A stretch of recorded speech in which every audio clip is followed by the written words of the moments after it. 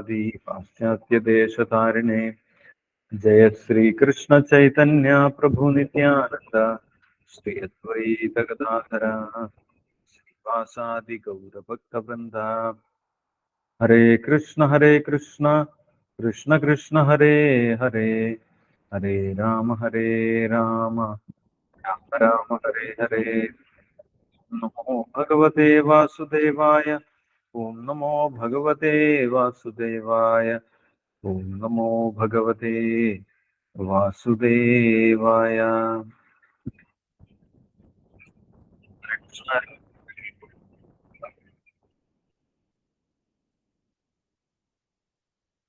നമ്മളിപ്പോൾ വായിക്കുന്നത് ഭഗവത്ഗീത യഥാരൂപം.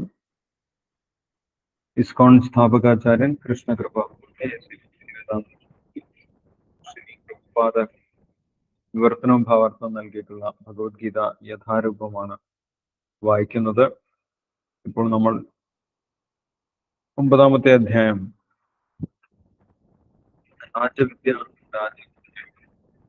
അധ്യായമാണ് വായിക്കുന്നത്.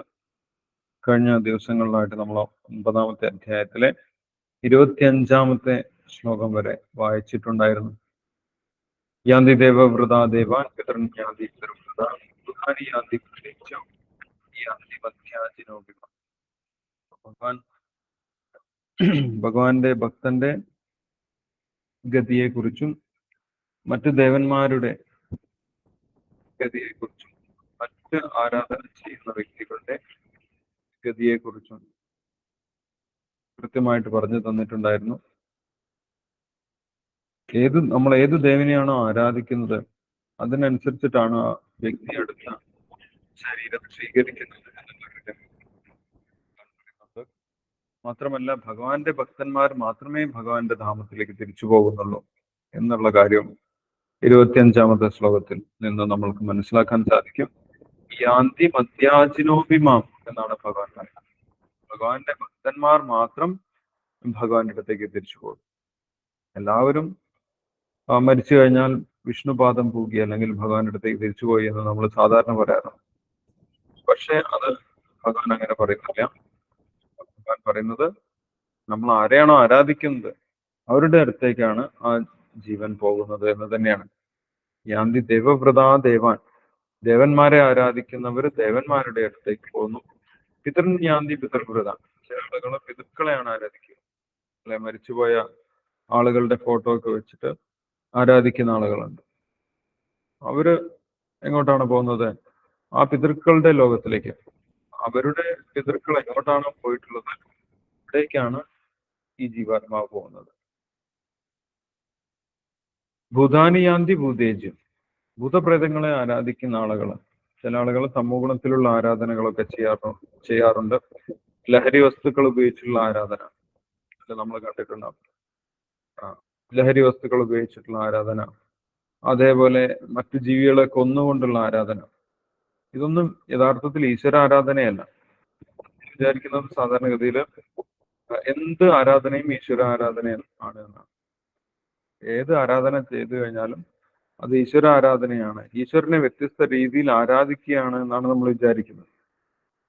പക്ഷെ വ്യത്യസ്തമായിട്ടുള്ള രീതിയിലുള്ള ആരാധനകളെല്ലാം ഭഗവാൻ സ്വീകരിക്കുന്നില്ല. ഭഗവാന് ഇഷ്ടപ്പെട്ട രീതിയിൽ, ഭഗവാൻ നിർദ്ദേശിച്ച രീതിയിൽ ആരാധിച്ചാൽ മാത്രമേ ഭഗവാൻ അത് സ്വീകരിക്കുന്നു. എല്ലാ ആരാധനകളെയും സ്വീകരിക്കുന്നത് ഭഗവാനല്ല. അല്ലെ, ഭഗവാൻ ഒരിക്കലും ലഹരി വസ്തുക്കൾ നിവേദിക്കുന്നതൊന്നും ഭഗവാൻ സ്വീകരിക്കുന്നില്ല. പക്ഷെ നമ്മൾ അങ്ങനെയുള്ള ആരാധനാ രീതികളൊക്കെ കാണാറുണ്ട്. ലഹരി ഉപയോഗിച്ചിട്ടുള്ള ആരാധന, അത് ഭഗവാൻ ഒരിക്കലും സ്വീകരിക്കുന്നില്ല. ഭഗവാൻ അങ്ങനെ നിർദ്ദേശിച്ചിട്ടില്ല ലഹരി വസ്തുക്കൾ നിവേദിക്കുന്നതായിട്ട്. അല്ലെങ്കിൽ ജീവികളെ കൊന്നുകൊണ്ടുള്ള ആരാധന, ബലി അർപ്പിച്ചുകൊണ്ടുള്ള ആരാധന, ജീവികളെ കൊല്ലുന്നതും ഭഗവാൻ ഒരിക്കലും സ്വീകരിക്കുന്നില്ല. അതൊക്കെ ആരാണ് സ്വീകരിക്കുന്നത്? ഭൂതപ്രേതങ്ങളാണ് സ്വീകരിക്കുന്നത്. ചില സമയത്ത് നമ്മൾ കാളി പൂജയാണ് എന്നൊക്കെ പറഞ്ഞിട്ട്, അല്ലെങ്കിൽ ദുർഗാ പൂജയാണെന്നൊക്കെ പറഞ്ഞിട്ട് എന്ത് ചെയ്യും? ജീവികളൊക്കെ കൊന്ന് അതിന്റെ രക്തമൊക്കെ കൊടുക്കും. അതേപോലെ മദ്യമൊക്കെ ഉപയോഗിച്ച് ആരാധന നടത്തും. നമ്മൾ വിചാരിക്കുന്നത് കാളി ദേവി അല്ലെങ്കിൽ ദുർഗാദേവി ഇത് സ്വീകരിക്കുന്നു എന്നുള്ളതാണ്. ദുർഗാദേവി ഒരിക്കലും ഇത് സ്വീകരിക്കുന്നില്ല. കാരണം ദുർഗ അല്ലെങ്കിൽ നാരായണി ഭഗവാന്റെ സഹോദരിയാണ്, വൈഷ്ണവിയാണ്, അല്ലെ? ഭഗവാന്റെ വലിയ ഭക്തിയാണ്, ഭഗവാന്റെ സേവനം ചെയ്യുന്ന വ്യക്തിയാണ്. ആ വൈഷ്ണവിയായിട്ടുള്ള പാർവതി ദേവി അല്ലെങ്കിൽ ദുർഗാദേവി ഒരിക്കലും ഇങ്ങനെയുള്ള സേവനങ്ങളൊന്നും സ്വീകരിക്കുന്നില്ല. ഇങ്ങനെയുള്ള ലഹരി വസ്തുക്കളോ അല്ലെങ്കിൽ മാംസമോ മദ്യമോ അല്ലെങ്കിൽ രക്തമോ ഇതൊന്നും സ്വീകരിക്കുന്നില്ല. അതാരാണ് സ്വീകരിക്കുന്നത്? അതൊക്കെ ആ പാർവതി ദേവിയുടെ കൂടെയുള്ള അല്ലെങ്കിൽ ദുർഗയുടെ കൂടെയുള്ള ഭൂതപ്രേത പിശാചുക്കളാണ് സ്വീകരിക്കുന്നത്. അങ്ങനെയുള്ള പ്രസാദവും ആരുടെ പ്രസാദമാണ്? ദുർഗാദേവിയുടെ അല്ലെങ്കിൽ പാർവതി ദേവിയുടെ പ്രസാദമാണ്. അതൊക്കെ ദുർഗാദേവിയുടെ കൂടെയുള്ള ഭൂതപ്രേതങ്ങളുടെ പിശാചുക്കളുടെ പ്രസാദമാണ്. അങ്ങനെ ആരാധന ചെയ്യുന്നവർ എങ്ങോട്ട് പോകുന്നു എന്നാണ് പറയുന്നത്? ഭൂതാനി യാന്തി പൂജേച്ച്. ഭൂതപ്രേതങ്ങളെ ആരാധന ചെയ്യുന്ന, തമോ ഗുണത്തിലുള്ള ആരാധന ചെയ്യുന്ന ആളുകൾ ഭൂതപ്രേതങ്ങളുടെ കൂട്ടത്തിലാണ് പിന്നെ അടുത്ത ശരീരം നേടി ജനിക്കുന്നത് എന്ന് വളരെ വ്യക്തമായിട്ട് ഇവിടെ ഭഗവാൻ പറയുന്നുണ്ട്. ഭൂതാനി യാന്തി പൂജേച്ച്. ഭൂതപ്രേതങ്ങളുടെ ആരാധന നടത്തുന്നവർ ഭഗവാന്റെ അടുത്തേക്ക് ഒരിക്കലും തിരിച്ചു പോകുന്നില്ല. അവർ ഭൂതപ്രേതങ്ങളുടെ ലോകത്താണ് ജനിക്കുന്നത്. യാന്തി മധ്യാജിനോഭിമ. ഭഗവാനെ ആരാധിക്കുന്നവരാണ് ഭഗവാന്റെ അടുത്തേക്ക്. എല്ലാ ആരാധനയും ഒരേ നിലവാരത്തിലാണെന്ന് ഭഗവത്ഗീത ഒരിക്കലും പറയുന്നില്ല. നമ്മൾക്ക് എന്തിനു വേണമെങ്കിലും ഈശ്വരനായി കരുതി ആരാധിക്കാമെന്ന് ആരും കണ്ടുപിടിച്ചതാണെന്ന് നമുക്ക് മനസ്സിലാകുന്നില്ല. അങ്ങനെ എവിടെയാണ് പറയുന്നത്? അങ്ങനെ ഭഗവാൻ പറയുന്നില്ല. എന്തിനു വേണമെങ്കിലും ഈശ്വരനായി കരുതി ആരാധിച്ചോളൂ, ഞാനത് സ്വീകരിക്കാം എന്ന് ഭഗവാൻ പറയുന്നില്ല. ഭഗവാൻ എങ്ങനെയാണ് ആരാധിക്കേണ്ടത് എന്ന് വളരെ വ്യക്തമായിട്ട് ഭഗവാൻ പറയുന്നുണ്ട്. ഭഗവാൻ എന്താണ് ഇഷ്ടം, ഭഗവാൻ എന്താണ് സമർപ്പിക്കേണ്ടത് എന്നൊക്കെ ഇന്നത്തെ ശ്ലോകത്തില് വളരെ വ്യക്തമായിട്ട് 26ാമത്തെ ശ്ലോകത്തിൽ ഭഗവാൻ പറയുന്നുണ്ട്. ഭഗവാന്റെ ആരാധന വളരെ ലളിതമാണ്, വളരെ സുഖമായിട്ട് നമ്മൾക്ക് ചെയ്യാൻ സാധിക്കുന്നതാണ്, അല്ലെ? ഭഗവാൻ സർവലോക മഹേശ്വരനാണ്, എല്ലാ ലോകങ്ങളുടെയും ഈശ്വരനാണ്.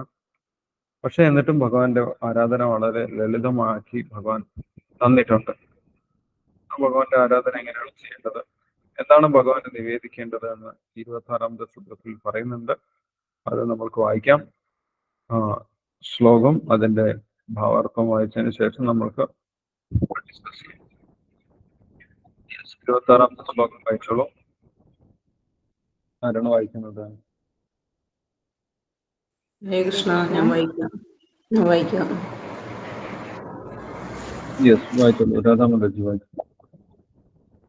ഓം നമോ ഭഗവതേ വാസുദേവായ. ഓം നമോ ഭഗവതേ വാസുദേവായ. ഓം നമോ ഭഗവതേ വാസുദേവായ. രാജവിദ്യ രാജഗുഹ്യയോഗം. ശ്ലോകം 26. പത്രം പുഷ്പം ഫലം തോയം യോ മേ ഭക്ത്യാ പ്രയച്ഛതി തദഹം ഭക്തിഭക്തം അശ്നാമി പ്രയതാത്മനഃ. വിവർത്തനം. സ്നേഹത്തോടും ഭക്തിയോടും കൂടി ഒരാൾ എനിക്ക് അർപ്പിക്കുന്നതെന്തും ഇലയോ പൂവോ ഫലമോ ജലമോ ആകട്ടെ, ഞാനത് സ്വീകരിക്കും. ഭാവാർത്ഥം. ശാശ്വതാനന്ദം അനുഭവിക്കാവുന്ന അക്ഷയമായ ആനന്ദധാമത്തിലെത്തുന്നതിന് ബുദ്ധിമാനായ ഒരാൾ കൃഷ്ണാബോധത്തിൽ ഉറച്ചു നിൽക്കുകയും അതീന്ദ്രിയ പ്രേമഭക്തിപൂർവ്വം ഭഗവത് സേവനത്തിലേർപ്പെടുകയുമാണ് വേണ്ടത്. ആശ്ചര്യകരമായ ഈ ഫലം നേടുന്നതിനുള്ള പ്രക്രിയ അനായാസവും പരമദരിദ്രർക്കും യാതൊരു യോഗ്യതകളില്ലാത്തവർക്ക് പോലും വിശ്വാസത്തോടെ അനുഷ്ഠിക്കാവുന്നതുമാണ്. ഭഗവാന്റെ ശുദ്ധഭക്തനായിരിക്കണമെന്നേയുള്ളൂ. ഭക്തൻ ആരെന്നതിലും ഏതു നിലയിലുള്ളവനെന്നതിലും കാര്യത്തിൽ പ്രസക്തിയില്ല. ഒരിലയോ പഴമോ അല്പം ജലമോ നിഷ്കപടമായ സ്നേഹത്തോടെ ഭഗവാന് സമർപ്പിക്കുക. അവിടുന്ന് അത് സന്തോഷത്തോടെ കൈക്കൊള്ളും. ഇത് നിഷ്പ്രയാസം ചെയ്യാവുന്നതാണ്. കൃഷ്ണാവബോധം സ്വീകരിക്കുന്നതിന് ആരും വിലക്കപ്പെട്ടിട്ടില്ല.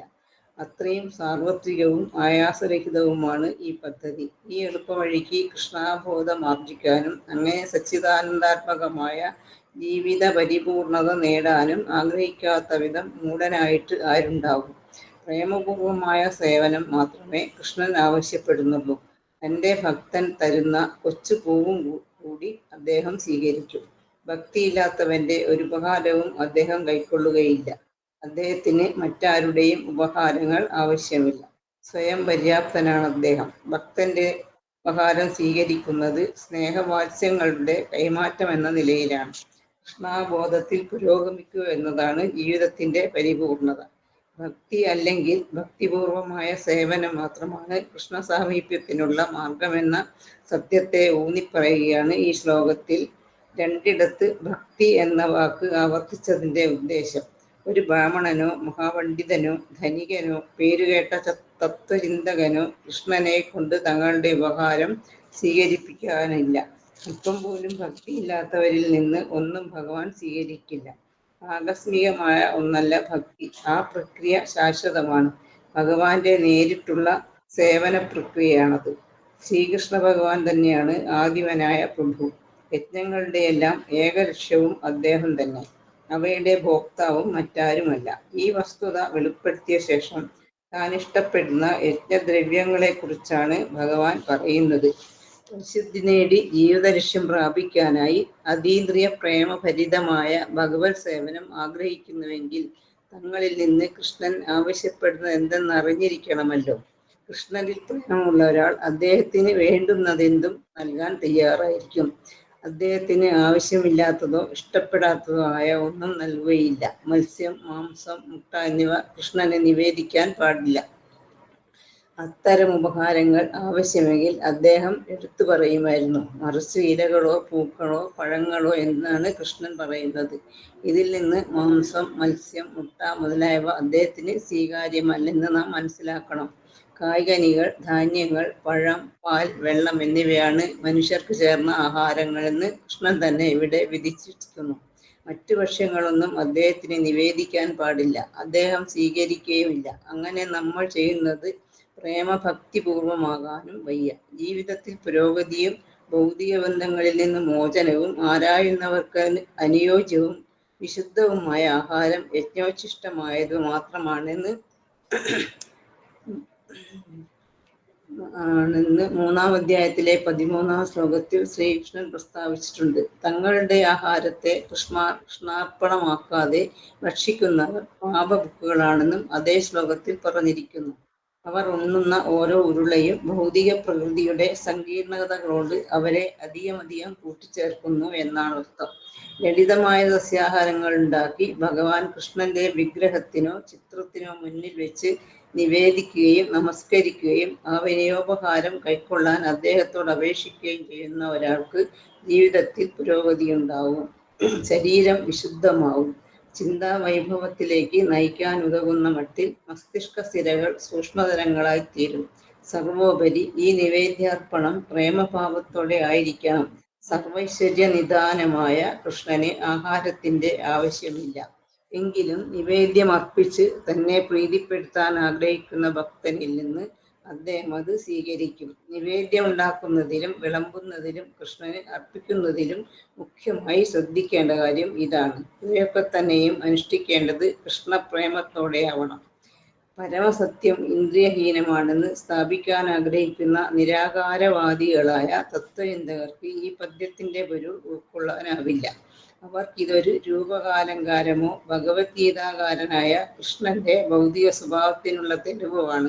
വാസ്തവത്തിൽ പരമപുരുഷനായ കൃഷ്ണന് ഇന്ദ്രിയങ്ങളുണ്ട്. അദ്ദേഹത്തിന്റെ ഓരോ ഇന്ദ്രിയത്തിനും മറ്റുള്ളവയുടെ പ്രവൃത്തി കൂടി ചെയ്യാൻ കഴിവുണ്ട്.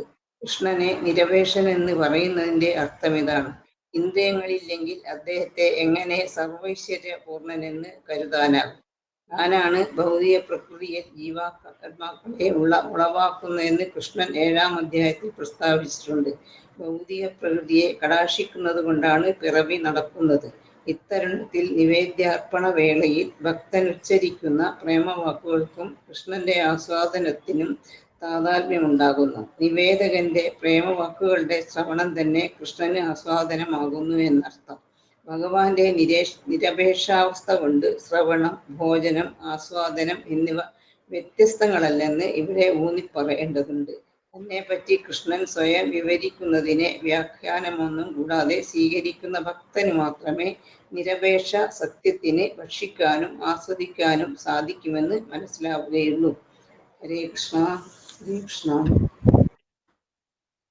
ഹരേ കൃഷ്ണ. താങ്ക് യു രാധാമാതാജി. ഹരേ കൃഷ്ണ. ഇപ്പൊ ഭഗവാനെ എങ്ങനെ ആരാധിക്കണമെന്നും ഭഗവാൻ ഇവിടെ വളരെ വ്യക്തമായിട്ട് വിശദമാക്കുന്നു.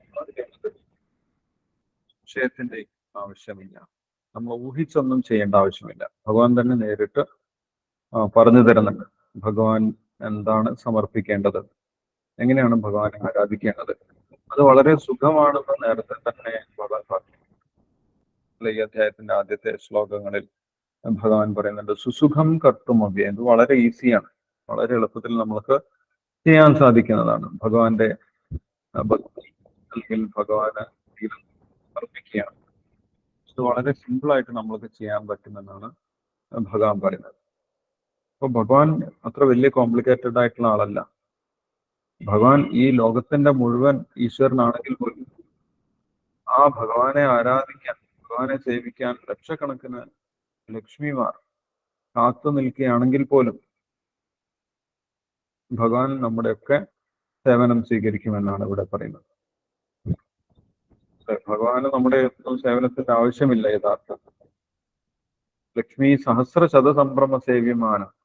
ബ്രഹ്മാവ് അങ്ങനെയാണ് ഭഗവാനെ കണ്ടിട്ടുള്ളത്. ലക്ഷ്മി സഹസ്ര ശതസംഭ്രമ സേവ്യമാണ്. ലക്ഷക്കണക്കിന് ലക്ഷ്മിമാർ, ലക്ഷ്മി ദേവിമാർ ഭഗവാന്റെ സേവനം കിട്ടാൻ വേണ്ടി കാത്തു നിൽക്കുക. അങ്ങനെ ഇരിക്കുന്ന ഭഗവാന് നമ്മുടെ സേവനത്തിന്റെ യാതൊരു ആവശ്യമില്ല. കാരണം മാത്രമല്ല ഭഗവാൻ ആത്മാരാമനാണ്. ഭഗവാന് പുറമേ നിന്ന് ഒന്നും നേടേണ്ട ആവശ്യമില്ല. പുറമേ നിന്ന് ലഭിച്ചില്ലെങ്കിൽ പോലും ഭഗവാൻ പൂർണ്ണ സന്തുഷ്ടനാണ്, പൂർണ്ണ ആനന്ദത്തിൽ കഴിയാൻ സാധിക്കുന്നവനാണ്. പക്ഷെ എന്നിട്ടും ഭഗവാൻ എന്ത് ചെയ്യുന്നു? നമ്മുടെ സേവനം സ്വീകരിക്കാൻ തയ്യാറായി. അത് ഒരു പ്രേമത്തിന്റെ, ഒരു സ്നേഹത്തിന്റെ കൈമാറ്റമാണ്. അല്ലെ, നമ്മൾ എന്തെങ്കിലും കൊടുക്കുക, നമ്മളത് സ്വീകരിക്കുക എന്ന് പറയുന്നത് ഒരു പ്രേമത്തിന്റെ കൈമാറ്റമാണ്. യഥാർത്ഥത്തിൽ നമ്മൾക്കൊന്നും ഭഗവാന് വേണ്ടി കൊടുക്കാൻ സാധിക്കും. കാരണം നമ്മളൊന്നും കൊണ്ടുവന്നിട്ടില്ല. ഇവിടെ കാണുന്ന വസ്തുക്കളൊക്കെ ഭഗവാന്റെ പ്രകൃതിയിലുള്ള വസ്തുക്കളാണ്. അത് തന്നെയാണ് നമ്മൾ കൊടുക്കുന്നത്. പക്ഷെ അത് കൊടുത്താൽ പോലും ഭഗവാൻ അത് സ്നേഹപൂർവ്വം കൊടുത്തു കഴിഞ്ഞാൽ സ്വീകരിക്കുമെന്നാണ് പറയുന്നത്. സ്നേഹത്തിന്റെ കൈമാറ്റമായതുകൊണ്ട് ഭഗവാൻ അത് സ്വീകരിക്കുമെന്ന് പറയും. അപ്പൊ ഭക്തി എന്നുള്ള വാക്ക് ഇവിടെ ഈ ശ്ലോകത്തിൽ തന്നെ 2 പ്രാവശ്യം ഉപയോഗിച്ചിട്ടുള്ളത് ഭക്തിക്കുള്ള പ്രാധാന്യമാണ് പറയുന്നത്. പത്രം പുഷ്പം ഫലം തോയം യോമേ ഭക്ത്യാ പ്രയച്ഛതി തദഹം ഭക്തിപരതം അസ്നാമി പ്രയതാത്മന. പ്രയതാത്മന എന്നും പറഞ്ഞിട്ടുണ്ട്. പ്രേമപൂർവം, സ്നേഹപൂർവം എന്ന് പറയുന്നു. അപ്പൊ ഭഗവാന് നമ്മൾക്ക് എന്തെങ്കിലും സമർപ്പിക്കണമെങ്കിൽ നമ്മൾ വലിയ മന്ത്രതന്ത്രങ്ങളൊന്നും പഠിക്കേണ്ട ആവശ്യമില്ല എന്നാണ് പറയുന്നത്. അല്ലെ, നമ്മള് വലിയ വേദങ്ങളൊന്നും പഠിക്കേണ്ട ആവശ്യമില്ല, നമ്മളെ മന്ത്രങ്ങൾ പഠിക്കേണ്ട ആവശ്യമില്ല, നമ്മളെ തന്ത്രങ്ങളും പഠിക്കേണ്ട ആവശ്യം അല്ലെ. ഓം അപാന സ്വാഹ എന്നൊക്കെ പറഞ്ഞ മന്ത്രങ്ങളാണ്. അപ്പൊ അതൊന്നും അറിഞ്ഞില്ലെങ്കിൽ പോലും നമ്മൾക്ക് ഭഗവാൻ ഇഷ്ടപ്പെട്ട കാര്യങ്ങൾ സമർപ്പിക്കാൻ സാധിക്കും. അതുകൊണ്ട് ഭഗവാൻ ഇഷ്ടപ്പെട്ട കാര്യങ്ങൾ എടുത്തു പറയുകയും ചെയ്തിട്ടുണ്ട്.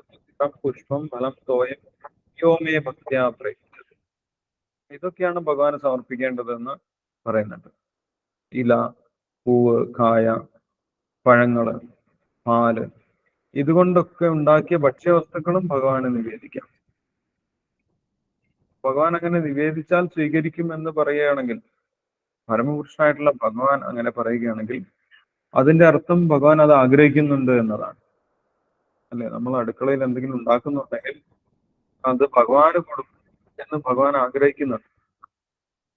അതുകൊണ്ടാണ് ഭഗവാൻ അത് സ്വീകരിക്കുമെന്ന് പറഞ്ഞത്. അല്ലെങ്കിൽ ഭഗവാൻ അങ്ങനെ പറയേണ്ട ആവശ്യമില്ലായിരുന്നു. അപ്പൊ ഭഗവാൻ എന്താണ് വിചാരിക്കുന്നത്? നമ്മള് കിച്ചണിൽ കുക്ക് ചെയ്യുന്ന സമയത്ത് ഇതാദ്യം എനിക്ക് നൽകും, അവരെന്റെ ഭക്തനായതുകൊണ്ട് തീർച്ചയായിട്ടും എനിക്ക് നൽകും എന്നാണ് ഭഗവാൻ വിചാരിക്കുന്നത്. അപ്പൊ നമ്മളങ്ങനെ കൊടുക്കാതിരിക്കുന്നത് വലിയ തെറ്റാണ്. അല്ല, അത് കൊടുക്കാതെ കഴിക്കുന്നത് പാപമാണ്. 3-ാമത്തെ അധ്യായത്തിൽ നിന്ന് നമ്മൾ മനസ്സിലാക്കിയിട്ടുണ്ട്. യജ്ഞശിഷ്ടാശിനത്സന്തോ മുച്ഛന്തേ സർവകിൽബിഷേ പൂഞ്ചതേ തേ തുകം പാപം ഏ പചന്തി ആത്മകാരണ. നമ്മുടെ നാക്കിന് വേണ്ടി, നമ്മുടെ വയറിന് വേണ്ടി മാത്രം പാചകം ചെയ്യുന്നത് എന്താണ്? പാപമാണ് എന്ന് ഭഗവാൻ പറഞ്ഞു.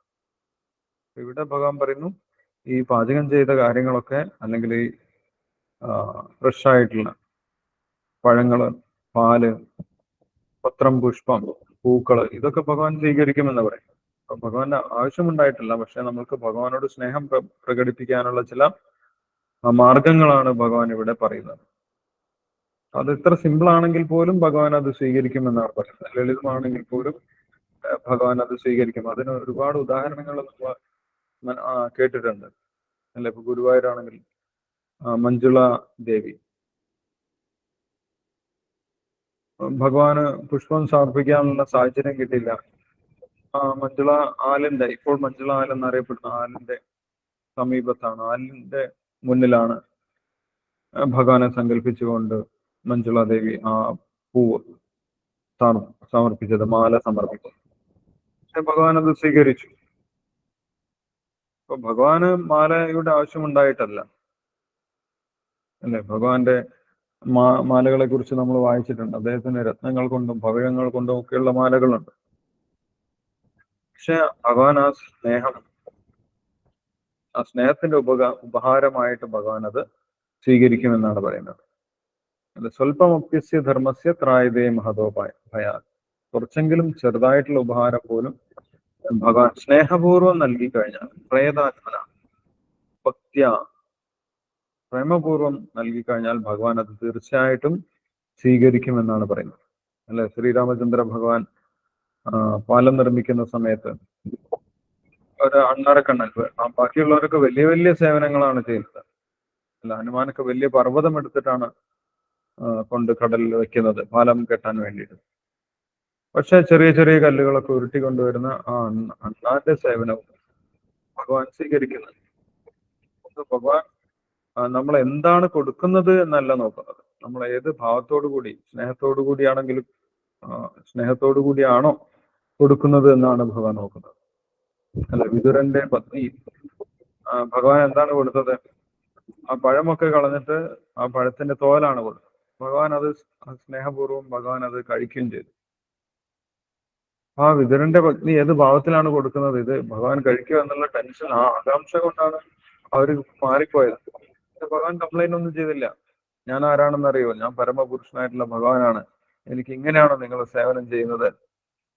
ഇനി മേലാൽ ഞാൻ നിങ്ങളുടെ അടുത്തേക്ക് വരില്ല എന്നല്ല ഭഗവാൻ പറഞ്ഞത്. ഭഗവാൻ അതൊന്നും വേണ്ടാതെ സൈലന്റ് ആയിട്ട് വെച്ച് കഴിക്കുകയാണ് ചെയ്തത്. അപ്പൊ അത്രയും ഉദാഹരണമാണ് യഥാർത്ഥത്തിൽ ഭഗവാൻ. അത്രയ്ക്കും വിശാല മനസ്കനാണ് ഭഗവാൻ. അങ്ങനെയുള്ള ഭഗവാൻ ചോദിക്കുന്ന സമയത്ത് നമ്മൾ കൊടുക്കാതിരിക്കുന്നതാണ് നമ്മുടെ മിസ്റ്റേക്ക് എന്നിവിടെ ശീലപ്രഭാതത്തിൽ പറയുന്നത്. അങ്ങനെ ഒരു ചാൻസ് ഒഴിവാക്കുന്ന ആളുകള് മണ്ടന്മാരാണെന്ന് പറയും. ഇത്രയും ഉന്നതനായിട്ടുള്ള ഭഗവാൻ ഇത്രയും ലളിതമായിട്ടുള്ള കാര്യങ്ങൾ നമ്മളോട് ചോദിക്കുന്നു. അപ്പൊ നമ്മൾ കൊടുക്കാതിരിക്കരുത് എന്നാണ് പറയുന്നത്. അതായത് കൊടുത്തു കഴിഞ്ഞാൽ വലിയ നേട്ടമാണ് നമ്മൾക്ക് ഉണ്ടാകുന്നത്. ഭഗവാൻ നമ്മുടെ കയ്യിൽ നിന്ന് എന്തെങ്കിലും സ്വീകരിച്ചു കഴിഞ്ഞാൽ അത് നമ്മൾക്ക് വലിയ നേട്ടമുണ്ടാകും അല്ലേ? കാരണം ഭഗവാൻ എപ്പോഴും ഓർമ്മയുണ്ടാകും. ഭഗവാൻ ഒരിക്കലും മറക്കുന്നില്ല. ഭഗവാൻ എന്തെങ്കിലും സേവനം സ്വീകരിച്ചു കഴിഞ്ഞാൽ അതൊരിക്കലും മറക്കുന്നില്ല. അങ്ങനെയുള്ള ഭഗവാനെ നമ്മൾ എന്തായാലും നമ്മുടെ കയ്യിലുള്ളത് നമുക്ക് നൽകാൻ സാധിക്കുന്നത് സ്നേഹപൂർവ്വം കൊടുത്തു കഴിഞ്ഞാൽ ഭഗവാൻ അത് സ്വീകരിക്കുമെന്നാണ് പറയുന്നത്. എന്താണ് കൊടുക്കേണ്ടത് എന്നും ഭഗവാൻ പറയുന്നുണ്ട്. മറ്റുള്ള ഭക്ഷ്യവസ്തുക്കൾ, മത്സ്യമാംസങ്ങളൊന്നും ഭഗവാന് നിവേദിക്കാൻ സാധിക്കുകയില്ല എന്നും പറയുന്നുണ്ട്. നമ്മൾ വീട്ടിൽ നിവേദിക്കുന്നുണ്ടെങ്കിൽ യഥാർത്ഥത്തിൽ നമ്മൾ നിവേദിക്കേണ്ടതാണ്. ഭക്തന്മാരായിട്ടുള്ളവർ നിവേദിച്ച പ്രസാദം മാത്രമേ യഥാർത്ഥത്തിൽ കഴിക്കാൻ പാടുള്ളൂ. അല്ലെങ്കിൽ നമ്മുടെ അവബോധത്തിനെ ബാധിക്കും, നമ്മുടെ ചിന്തയെ അത് ബാധിക്കും, നമ്മുടെ മനസ്സിനെയൊക്കെ ബാധിക്കും. നമ്മൾക്ക് ഭക്തിയിൽ ഉറച്ചു നിൽക്കാൻ സാധിക്കില്ല. പുറമേയുള്ള ആളുകള് ചെയ്ത ഭക്ഷണം അല്ലെങ്കിൽ നിവേദിക്കാതെയുള്ള ഭക്ഷണം കഴിച്ചു കഴിഞ്ഞാൽ നമ്മൾക്ക് നമ്മുടെ ഭക്തിക്ക് ഒരു വിഘാതമാണ്, തടസ്സമാണ്. നമ്മുടെ ആഹാരത്തിന് ശുദ്ധതയുണ്ടെങ്കിൽ മാത്രമേ നമ്മുടെ മനസ്സിന് ശുദ്ധത ഉണ്ടാവുള്ളൂ, ഭഗവാനിൽ വിശ്വാസം ഉണ്ടാവുകയുള്ളൂ എന്ന് പറയും. അപ്പൊ മനസ്സിനെ ശുദ്ധീകരിക്കാനുള്ള ഒരു മാർഗം കൂടിയാണ് ഭഗവാന് സമർപ്പിച്ച് കഴിക്കുക എന്നുള്ളത്. ഭഗവാന് നിവേദ്യം സമർപ്പിച്ചതിന് ശേഷം കഴിക്കുക എന്നുള്ളത്. ഈ കാര്യം നേരത്തെ തന്നെ പറഞ്ഞിട്ടുള്ളതാണ്. ഇവിടെ നമ്മൾ വായിച്ചിട്ടുണ്ട് 3-ാമത്തെ അധ്യായത്തിൽ 11-ാമത്തെ ശ്ലോകത്തിന്റെ ഭാവാർത്ഥത്തിൽ ശ്രീല പ്രഭാകർ പറഞ്ഞു തരുന്നുണ്ട്. ആഹാര ശുദ്ധോ സപ്തശുദ്ധി. ആഹാരം ശുദ്ധിയായാൽ മാത്രമേ നമ്മുടെ മനസ്സ് ശുദ്ധിയാവുള്ളൂ. സപ്തശുദ്ധോ ധ്രുവാസ്മൃതി. അങ്ങനെ ആ മനസ്സ് ശുദ്ധിയായാൽ മാത്രമേ നമ്മൾക്ക് ഭഗവാനെ കുറിച്ചുള്ള ഓർമ്മയുണ്ടാകുള്ളൂ. അല്ലെങ്കിൽ നമ്മൾക്ക് ഭഗവാനെ കുറിച്ച് ഓർത്തെടുക്കാൻ സാധിക്കില്ല, ഭഗവാനിൽ വിശ്വാസവും ഉണ്ടാവുകയില്ല. സർവഗ്രന്ഥിനാം വിപ്രമോക്ഷ. അങ്ങനെ നമ്മുടെ മനസ്സ് ശുദ്ധമായി കഴിഞ്ഞാൽ ഭഗവാനെ കുറിച്ചുള്ള ആ ഓർമ്മ നമ്മൾക്കുണ്ടാവും. ഭഗവാൻ എന്ത് സേവനമാണ് നമ്മൾ ചെയ്തത് എന്നുള്ള കാര്യമൊക്കെ നമ്മൾക്ക് ഓർമ്മയുണ്ടാകും. അങ്ങനെ ഭഗവാൻ വിശ്വാസപൂർവ്വം നമുക്ക് ചെയ്യാൻ സാധിക്കും. അപ്പൊ നമ്മള് നാമജപം പോലെ തന്നെ ഇമ്പോർട്ടന്റ് ആണ് ഭഗവാന് നിവേദിച്ച് പ്രസാദം കഴിക്കുക എന്നുള്ളത്. അല്ലെങ്കിൽ നമ്മുടെ പുരോഗതി വളരെ സ്ലോ ആയിരിക്കും. കഴിക്കുന്നതൊക്കെ പ്രത്യേകിച്ച് കലിയുഗത്തിൽ ഉണ്ടാക്കുന്ന ഭക്ഷണം വളരെയധികം ദോഷങ്ങൾ നിറഞ്ഞിട്ടുള്ള ഭക്ഷണമാണ്. അല്ലെ, പുഞ്ചതേ തേ തുകം പാപം ഏ പചന്തി ആത്മകാരണ എന്നാണ് ഭഗവാൻ പറയുന്നത്. നമ്മുടെ സ്വന്തം വേണ്ടി മുഖ്യമാണെങ്കിൽ അതെന്താണ്, അത് പാപമാണ് ഭുജിക്കുന്നത്. നമ്മൾ വീണ്ടും വീണ്ടും ഈ ലോകത്തിൽ വരാൻ അത് കാരണമാകും. അതുകൊണ്ട് ഭഗവാന് കൊടുത്തിട്ട് വേണം നമ്മൾ പ്രസാദം കഴിക്കാൻ എന്നാണ് പറയുന്നത്. അപ്പൊ നമ്മൾക്ക് പൂർണ്ണമായിട്ടും എല്ലാം നമ്മൾ വീട്ടിൽ കുക്ക് ചെയ്യുന്ന എല്ലാം നമ്മൾക്ക് നിവേദിക്കാൻ സാധിക്കാത്തതാണെങ്കിലും കേരളത്തിൽ വലിയ പ്രശ്നം നോൺ വെജ് ആണ്. അല്ല, അപ്പം നമ്മൾക്ക് ഭഗവാന് സെപ്പറേറ്റ് ആയിട്ട് എന്ത് നിവേദിക്കാം? നോൺ വെജ് അല്ലാത്ത പാല്, അതേപോലെ പഴങ്ങള്, അങ്ങനെ കുക്ക് ചെയ്യാത്ത കാര്യങ്ങളൊക്കെ നമ്മൾക്ക് നിവേദിക്കാൻ സാധിക്കും. അത് ആർക്കും ചെയ്യാൻ സാധിക്കുമെന്നാണ് പറയുന്നത്. ശീലപ്രഭാതര് എടുത്തു പറയുന്നുണ്ട്, ഇതിന് പ്രത്യേകിച്ച് യോഗ്യതകളൊന്നുമില്ല. ഭഗവാന് നിവേദിക്കുന്നതിന് ആർക്കും പ്രത്യേകിച്ച് യോഗ്യതകളൊന്നുമില്ല. അല്ല, ക്ഷേത്രത്തിലെ പൂജാരി മാത്രമേ നിവേദിക്കാൻ പാടുള്ളൂ. ഞാൻ നിവേദിക്കാൻ പാടുണ്ടോ? ചില ആളുകൾ അതിന് ദോഷമായിട്ടും പറയും, ഓ നിങ്ങൾ വീട്ടിലൊന്നും അങ്ങനെ നിവേദിക്കാൻ പാടില്ല എന്ന് ആൾക്കാർ പറയും. അല്ല, ഇങ്ങനെ നിവേദിക്കാൻ തുടങ്ങിക്കഴിഞ്ഞാൽ നിങ്ങൾ ജീവിതകാലം മുഴുവൻ നിവേദിക്കണം, അല്ലെങ്കിൽ ദോഷമാണ്. നിങ്ങളുടെ അടുത്ത തലമുറയും നിവേദിക്കണം, അല്ലെങ്കിൽ ദോഷമാണ് എന്നൊക്കെ പറയാൻ ആളുകളുണ്ടാവും. അല്ലെങ്കിൽ ഇത് നിവേദിക്കാനുള്ള വിദ്യയൊക്കെ പഠിച്ചതിന് ശേഷമേ, വേദം പഠിച്ചവർ മാത്രമേ നിവേദിക്കാൻ പാടുള്ളൂ, അല്ലെങ്കിൽ പൂജാരിമാർ മാത്രമേ നിവേദിക്കാൻ പാടുള്ളൂ എന്നൊക്കെ പറയുന്ന ആളുകളുണ്ടാവും. പക്ഷെ അങ്ങനെ ഒരിക്കലും ഭഗവാൻ പറയുന്നില്ല. അത് അടുത്ത ശ്ലോകത്തിൽ വളരെ വ്യക്തമായിട്ട് പറയുന്നുണ്ട്. നമ്മളെല്ലാവരും ഭഗവാന് നിവേദിക്കണം. ഭഗവാന് നിവേദിച്ചത് മാത്രമേ നമ്മൾ കഴിക്കാൻ പാടുള്ളൂ എന്ന് അടുത്ത ശ്ലോകത്തിൽ ഭഗവാൻ പറയുന്നു. അപ്പൊ അത് ക്ഷേത്രത്തിൽ മാത്രമുള്ള കാര്യമല്ല നിവേദിക്കുക എന്ന് പറഞ്ഞു കഴിഞ്ഞാൽ, വീട്ടിൽ നമ്മൾ നിവേദിക്കാം. നമ്മൾ കഴിക്കുന്നതൊക്കെ ഭഗവാനെ നിവേദിച്ചിട്ട് തന്നെയാണ് കഴിക്കേണ്ടത്. അത് അടുത്ത ശ്ലോകത്തിൽ ഭഗവാൻ എടുത്തു പറയുന്നു. അല്ല, ഈ ശ്ലോകം കൊണ്ട് നമുക്ക് ചിലപ്പം സംശയമുണ്ടെങ്കിൽ, ഇത് പൂജാരിമാരോടാണ് പറഞ്ഞത് നിവേദിക്കാൻ എന്ന് നമ്മൾക്ക് സംശയമുണ്ടെങ്കിൽ, ഭഗവാൻ അടുത്ത ശ്ലോകത്തിൽ എന്താണ് പറയുന്നത്? യത് കരോഷി യദസ്നാസി യത് ഘോഷിത് യത് തപസ്ഥിതി കർത്തയ മത് അർപ്പണം. യത് കരോഷി, നിങ്ങൾ എന്ത് ചെയ്യുകയാണെങ്കിലും അത് ഭഗവാൻ അർപ്പിച്ചിട്ട് ചെയ്യണം. യത് അസ്നാസി, എന്ത് കഴിക്കുകയാണെങ്കിലും ഭഗവാൻ അർപ്പിച്ചത് കഴിക്കണം എന്നാണ് പറയുന്നത്. അല്ല, അപ്പൊ അതിന്റെ അർത്ഥം എന്താണ്? നമ്മൾ എന്ത് കഴിക്കുകയാണെങ്കിലും അത് ഭഗവാൻ അർപ്പിച്ചത് തന്നെ ആയിരിക്കണം കഴിക്കേണ്ടത്. അപ്പൊ അത് പൂജാരിക്ക് മാത്രമുള്ളതല്ല, അല്ലെങ്കിൽ അത് അമ്പലത്തിൽ മാത്രം ചെയ്യേണ്ടതല്ല, നമ്മുടെ വീടുകളിൽ ചെയ്യേണ്ടതാണ്. എന്ത് കഴിക്കുകയാണെങ്കിലും അത് ഭഗവാൻ അർപ്പിച്ചിട്ട് കഴിക്കാനാണ് പറയുന്നത്. അത് വലിയ വലിയ സദ്യവട്ടങ്ങളൊന്നും ഉണ്ടാക്കി കൊടുക്കാൻ ഭഗവാൻ പറയുന്നില്ല. വളരെ സിമ്പിളായിട്ട് നമ്മൾ എന്താണോ കഴിക്കുന്നത് അത് ശുദ്ധമായിട്ട് ഉണ്ടാക്കിയിട്ട്, ഉള്ളി, വെളുത്തുള്ളി ഇങ്ങനെയുള്ള ചേർക്കാൻ പാടില്ലാത്ത വസ്തുക്കളൊന്നും ചേർക്കാതെ ശുദ്ധമായിട്ട് ഉണ്ടാക്കി സ്നേഹപൂർവ്വം, അതാണ് ഏറ്റവും ഇമ്പോർട്ടന്റ് ആയിട്ടുള്ളത്. അല്ല, ഏറ്റവും പ്രധാനമായിട്ടുള്ളത് ഭഗവാൻ എടുത്തെടുത്ത് പറയുന്നുണ്ട്. പ്രേതാത്മന ഭക്തിയ, ഭക്തിപൂർവ്വം സ്നേഹപൂർവ്വം തന്നു കഴിഞ്ഞാൽ ഞാൻ സ്വീകരിക്കാം എന്ന് ആരാണ് പറയുന്നത്? പരമപുരുഷനായിട്ടുള്ള ഭഗവാനാ പറയുന്നത്. അത് നമ്മൾ തീർച്ചയായിട്ടും സ്വീകരിക്കണം. കഴിയുന്നതും നമ്മൾ ഉണ്ടാക്കി ഭഗവാന് നിവേദിക്കണം. ഭഗവാൻ അത് പ്രതീക്ഷിക്കുന്നുണ്ട്. ആ പ്രതീക്ഷ നമ്മൾ തകർക്കാൻ പാടില്ല. ഭക്തന്മാർ പ്രത്യേകിച്ചും ഭഗവാനെ നിവേദിച്ചത് തന്നെ കഴിക്കണമെന്നാണ് പറയുന്നത്. അടുത്ത ശ്ലോകം കൂടി നമുക്ക് വായിക്കാം. എന്തെങ്കിലും സംശയങ്ങളുണ്ടെങ്കിൽ ചെയ്യാം. 27ാമത്തെ ശ്ലോകം. യത് കരോഷി യദസ്നാസി യത് ജുഹോഷി ദദാസി യത് യത് തപസ്യസി കൗന്ദേയ തത് കുരുഷ്വ മത് അർപ്പണം എന്ന് ഭഗവാൻ പറയുന്നു. വിവർത്തനവും ഭാവാർത്ഥവും വായിച്ചോളൂ. അതിനുശേഷം ഹരേ കൃഷ്ണ പ്രഭു. ഹരേ കൃഷ്ണ.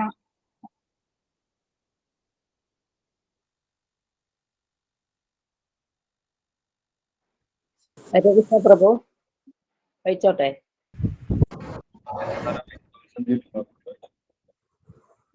ഹരേ കൃഷ്ണ. ഓം നമോ ഭഗവതേ വാസുദേവായ. ഓം നമോ ഭഗവതേ വാസുദേവായ. ഓം നമോ ഭഗവതേ വാസുദേവായ.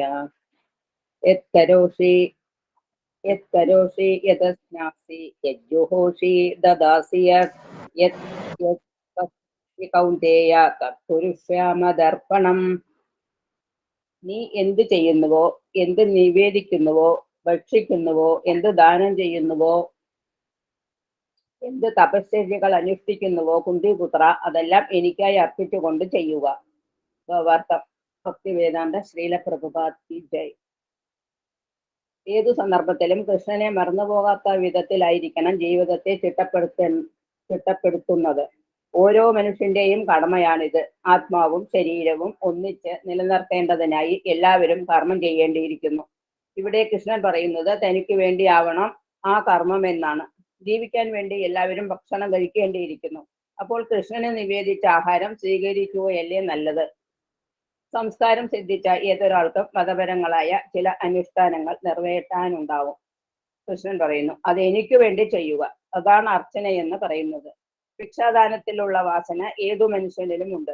അത് എനിക്ക് തരൂ എന്ന് കൃഷ്ണൻ പറയുന്നു. നേടിവെച്ച മിച്ച ധനമത്രയും കൃഷ്ണാവബോധ പ്രസ്ഥാനത്തിന്റെ പുരോഗതിക്കായി കൊണ്ട് ഉപയോഗിക്കുക എന്നാണ് അതിൽ നിന്ന് ഗ്രഹിക്കേണ്ടത്.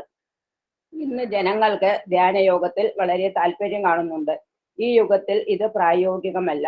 എങ്കിലും ദിവസത്തിൽ 24 മണിക്കൂറും മാലയെടുത്ത് ഹരേ കൃഷ്ണ മന്ത്രം ഉരുവിട്ടുകൊണ്ട് കൃഷ്ണനെ ധ്യാനിച്ചുകൊണ്ടിരുന്നാൽ ഒരാൾ ഉത്തമനായ ധ്യാനയോഗിയായി തീരും. സംശയമില്ല. ഇത് 6-ാം അധ്യായത്തിൽ വ്യക്തമാക്കിയിട്ടുണ്ട്. ഹരേ കൃഷ്ണ. ഹരേ കൃഷ്ണ. താങ്ക് യു സഞ്ജീവനി മാതാജി. ഹരേ കൃഷ്ണ.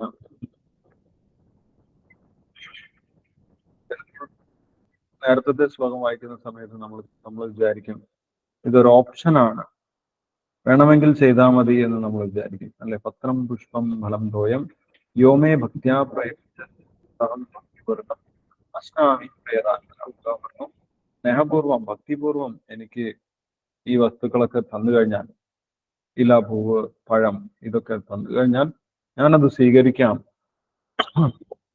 എന്ന് ഭഗവാൻ പറഞ്ഞിട്ടുണ്ടായിരുന്നു. നമ്മൾ വിചാരിക്കും അത് താല്പര്യമുള്ളവർ കൊടുത്തോട്ടെ, ഞാനും എനിക്ക് എപ്പോഴെങ്കിലും സൗകര്യം ഉണ്ടാകുമ്പോൾ കൊടുക്കാം എന്ന് നമ്മൾ വിചാരിക്കും.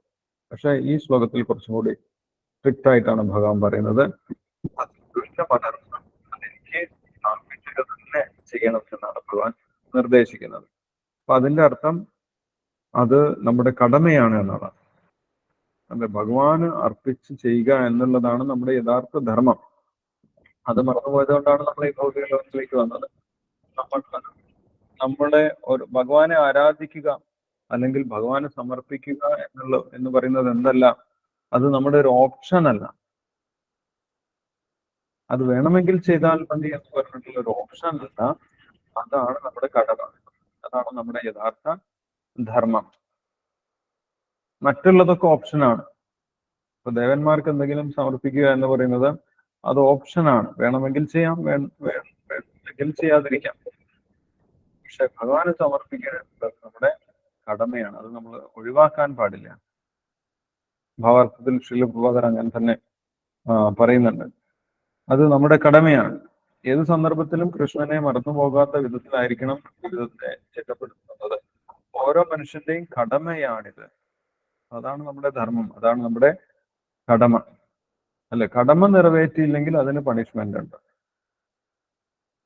നമ്മളെ ഡ്യൂട്ടി ചെയ്തിട്ടില്ലെങ്കിൽ അതിന് പണിഷ്മെന്റ് ഉണ്ട്. ദേവന്മാരെ ആരാധിച്ചില്ലെങ്കിൽ പണിഷ്മെന്റ് ഇല്ല, കാരണം അത് ഓപ്ഷനാണ്. നമുക്ക് വേണമെങ്കിൽ ചെയ്താൽ മതി. പക്ഷെ നമ്മുടെ കടമയായിട്ടുള്ള ഭഗവത് സേവനം അത് ഓപ്ഷൻ അല്ല, അത് മസ്റ്റാണ് അല്ലെ? കാരണം ഒരു ജീവാത്മാവിന്റെ ഡ്യൂട്ടി തന്നെ എന്താണ്? ഭഗവാന്റെ അംശമായതുകൊണ്ട് ഭഗവാനെ സേവിക്കുക എന്നുള്ളത്. ഭഗവാനെ സേവിക്കാൻ അല്ലാത്ത ജീവാത്മാക്കൾക്കൊക്കെ അതിനുള്ള ശിക്ഷ ഭൗതിക പ്രകൃതിയിൽ നിന്ന് സ്വീകരിക്കേണ്ടി വരും. പ്രകൃതി സ്ഥാനി കർത്തവ്യം. അപ്പൊ ഇവിടെ ഭഗവാൻ എന്താണ് ചെയ്യുന്നത്? അങ്ങനെ ഈ ഭൗതിക ലോകത്തിൽ എത്തിപ്പെട്ടിട്ടുള്ള ജീവാത്മാക്കളെ തിരിച്ച് രക്ഷിക്കാൻ വേണ്ടിയിട്ടാണ് ഭഗവാൻ ഈ കാര്യങ്ങളൊക്കെ പറഞ്ഞു തരുന്നത്.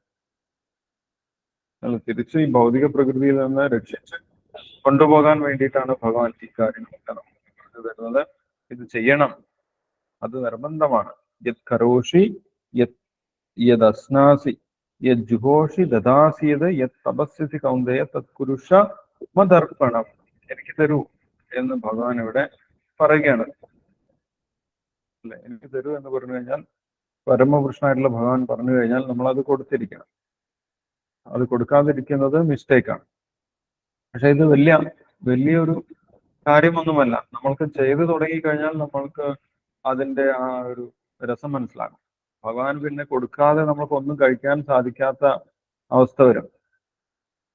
കാരണം ഭഗവാന് കൊടുക്കുക എന്നുള്ളത് നമ്മുടെ ഒരു ശീലമായിട്ട് മാറും. ഇതുവരെ നമ്മളത് ശീലിക്കാത്തത് കൊണ്ടാണ് നമുക്കത് എന്തോ ഒരു വലിയ കാര്യമായിട്ട് തോന്നുന്നത്. ഇത് വളരെ ലളിതമായിട്ട് ചെയ്യാൻ സാധിക്കുമെന്ന് നേരത്തെ തന്നെ ഭഗവാൻ പറഞ്ഞു.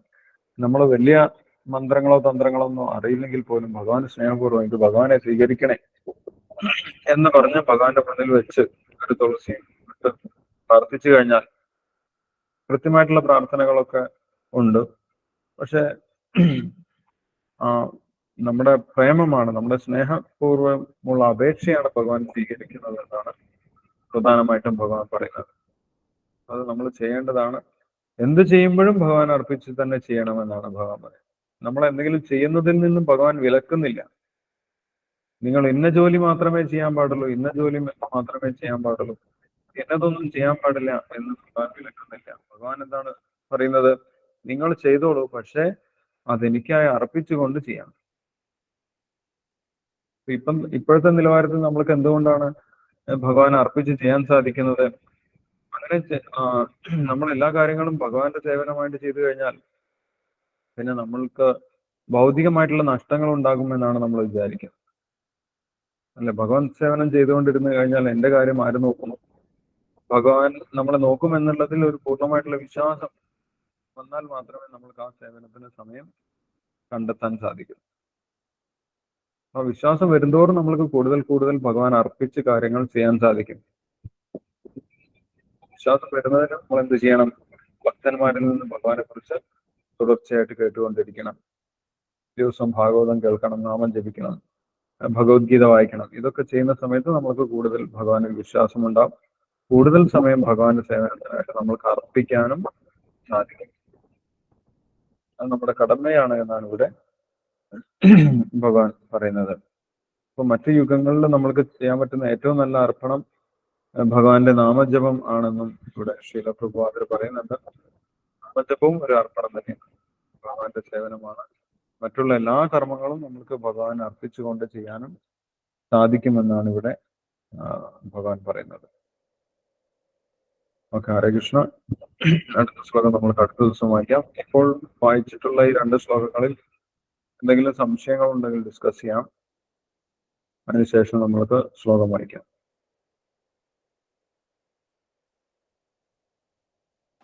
ഹരേ കൃഷ്ണ പ്രഭു. അംബിക മാതാജി പറഞ്ഞു. ഹരേ കൃഷ്ണ പ്രഭുജി, ഇതില് പലതരം അതായത് മുട്ട, മദ്യം, മാംസം അങ്ങനെയുള്ള ആരാധനകളെ കുറിച്ചൊക്കെ പറയുന്നുണ്ടല്ലോ.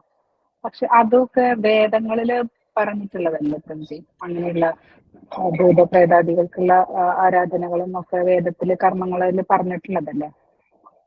ഷോഡശ സംസ്കാരവും അങ്ങനെയൊക്കെ പറയുന്നതല്ലേ ഹരേ കൃഷ്ണ? അപ്പൊ അതെന്തുകൊണ്ടാണ് അതിന് അത് ഭൗതികമായിട്ടുള്ള നേട്ടങ്ങൾക്ക് വേണ്ടിയിട്ട് ദേവന്മാരെ പൂജിക്കുക എന്നുള്ള ലെവലിലല്ലേ?